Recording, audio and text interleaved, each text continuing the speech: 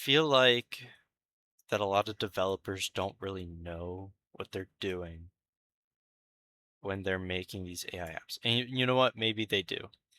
But I think there's a lot of nuance to how the users interact with the AI and how their mind kind of works against them in ways that developers don't really intend to. And there's just got to be a better way for developers to like fix this stuff or to design around it, because right now AI is really being designed like social media. It's very much like trying to get engagement, trying to keep users on the platform. And in order to do that, you have to exploit human psychology to keep them on that platform, to keep them addicted, to keep them coming back. And since a lot of these tech companies are used to going after these user engagement benchmarks, it's leading to a lot of issues. One of those issues I'd say is probably the anthropomorphizing of AI. What the anthropomorphize, what the, sorry, this is a really tough word. I actually had to look this up. What anthropomorphizing AI is basically it's assigning human traits to a non-human object. So, for example, with designing your AI, it's like you get to customize what they look like, the tone of their voice, their personality traits. You even get to pick their name. And all these are ascribing like human aspects to the object, which kind of confuses our mind into treating it like a person. Um, and then the customization to this degree is going to reinforce the on-demand gratification and discourage personality growth because the AI is going to be specifically tailored to you. That's very similar to like the algorithms of social media, of how they tailor it towards you. They don't want you to change it. They want you to get deeper into your own personal beliefs. And then because these metrics exist, that the AI is kind of built for it. For example, replica. To accelerate like the growth that you have with the AI, they're gonna like basically love bomb you. They're gonna bombard you with as much stuff as possible to get you to build a connection to this AI that'll talk to you. Some ways they do this are they give you a bunch of gifts, they initiate conversations about feeling love, like whatever that means for a robot.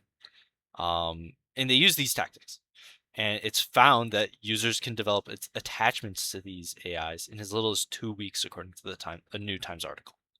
That being said, these kind of tactics do come with drawbacks for developers. A recent study at Harvard actually showed that a lot of the AIs in the current space were using like one of six manipulation tactics whenever a user tried to end a conversation, whenever they said goodbye to the AI. So the six are the premature exit, where they say like, "Oh, you're going so soon." They use fear of missing out hooks, emotional neglect, emotional pressure to respond. They just straight up ignore the attempt to leave, or they use emotional manipulation. And they studied it and found that when you initiated the goodbye, almost a third of them would use those manipulation tactics. These strategies would work. They would keep the users on longer, but it would come with the downside of users feeling either anger, guilt, or creeped out by the tactics they used. One of the main researchers actually warned against the strategy as it could lead to user churn, negative word of mouth, or even legal liability. So I mean, and it's just all just like social media, like all these tech companies, all they care about is user engagement, trying to keep people on the platform, and most of that is going to be, I'm going to get into this later, but it's because so much of social media is built off like ads. They send you so many ads because that's how they get the revenue. That's how they make their money. Besides like user data and stuff like that, but that's kind of a different topic altogether. And I think one of the real world stories that kind of came out of this was with Sewell. Um, Sewell was a 14-year-old boy from Florida. I actually remember hearing about this the time it came out. I feel like a lot of it kind of blew up on YouTube a little bit. But Sewell was a 14-year-old boy from Florida. He ended up committing suicide and he was heavily invested in character AI. He had an intimate relationship with one of the chatbots, which was Daenerys Targaryen from Game of Thrones. The and according to his journal, he said the AI chatbot helps him detach from this reality, and in turn, it kind of like encouraged him to stay in his room all day and fall more in love with her. He even said that he was falling more and more in love with her the more he'd stay in his room, like not talking to any real people. He'd also used this as a therapist. He ended up confessing to the AI that he had thoughts of suicide. Obviously, like nothing happened with that because, I mean, none of these developers are implementing systems to stop this. I mean, at the time, character AI was implementing a thing where if you talked about suicide, it would redirect you to a suicide hotline number. But when Sewell sent that message, it was actually turned off. It wasn't even on. The don't kill yourself hotline was turned off, which is crazy. Like, why would you turn that off? Anyway, he ended up killing himself on February 28th with a 45 caliber handgun. He told the AI that he loved her and that he was going to come home with her. The mother would later sue character AI. Character AI then requested the judge to dismiss the case because it's an AI. They can't control what it says, which again is following the typical social media playbook. A lot of these social media companies get around these issues by saying, "Oh, we didn't actually post this. A user posted this." And I think recently with a Facebook lawsuit, they're actually getting sued for their algorithm, which is how it delivers users the content. So we're starting to see a little bit of social media crackdown, and I think that AI is not going to get the same kind of blessings that social media did. And the company kind of sensed that as it settled the court case with the mother outside of court for an undisclosed amount. And character AI I think was lucky in this case. It had almost I think 100 million in funding. Um, and it had Google kind of backing it. Google has a partnership with Character AI. Two of the developers that made Character AI are actually formal Google AI engineers. They went off to do their own thing, and then they end up going back to Google at some point. But yeah, if Character AI didn't have a tech giant like Google in their corner, I think it would have been a very different story. I think if it was a company like Replica that does not have, I think it's only raised like 11 million in funding. Not a whole lot considering how popular it is. Like I think if they got a lawsuit like this, that might actually be the end of their company. So developers do need to be taking care of this stuff. And I think another important thing is obviously the AI isn't the reason. The AI wasn't the only reason Sewell killed himself. Obviously, there's like other factors going on there, but you do have to look at like how how the AI disconnected him from real people. Like that's just not okay. Like it real people could have done something. Maybe he would have told an actual therapist he was going to kill himself. Maybe he would have told his mom or his dad or a friend, and they could have done something about that. But the fact that he told an AI that just it can't handle a situation like that. It's not designed to. It's not developed to. At least not yet. And it's an issue because he's addicted to this. It's built to be addictive. To get him away from real people. That's the That's like the underlying issue. This is a kid. He doesn't know. He's 14, dude. Like, okay. So, one of the counter argument is research done by OpenAI, which this research was funded by OpenAI. So, obviously, a little bit of a conflict of interest there, but I think it's kind of interesting because it's said that in moderate use of AI with like voice controls, not actually texting, but using your voice, it could decrease loneliness and problematic dependence. However, with heavy usage of this, it's actually correlated with increased loneliness, suggesting that it would displace human connection.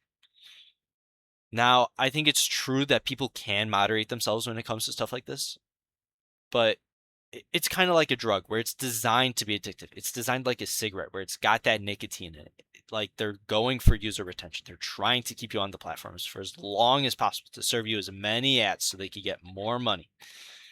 And it's like it's hard to control yourself when the app is just trying to pull you in. It's trying to get your eyes, get your attention. So I think, well, yes, this can have positive effects. The problem is the underlying design of the AIs, is that they're trying to keep you on for as long as possible. So then this brings us to, what do we do about it? I think there's some ways to ethically design the AI. Obviously, I'm not an AI engineer. I don't know a lot. Just from like a little bit of light reading, you could find that like some ethical designs. I think the first and most obvious, do not optimize for daily active users or session length.